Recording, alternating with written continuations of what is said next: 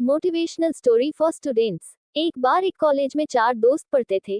चारों एक ही क्लास में थे, इसलिए इनके बीच की दोस्ती काफी गहरी थी। एक दिन कॉलेज में अनाउंसमेंट की गई कि कुछ दिन बाद आपका एग्जाम लिया जाएगा। लेकिन ये चारों दोस्त भूल गए और एग्जाम की एक रात पहले ये चारों दोस्त पार्टी के लिए बाहर चले गए। अगले दिन जब चारों दोस्त कॉलेज गए तो उन्होंने देखा कि एग्जाम का टाइम ही खत्म हो चुका है।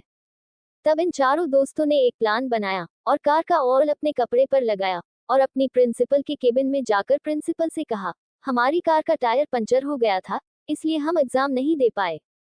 प्रिंसिपल ने कहा, ठीक है, तुम कल कॉलेज आना, कल तुम्हारा एग्जाम ले लिया जाएगा।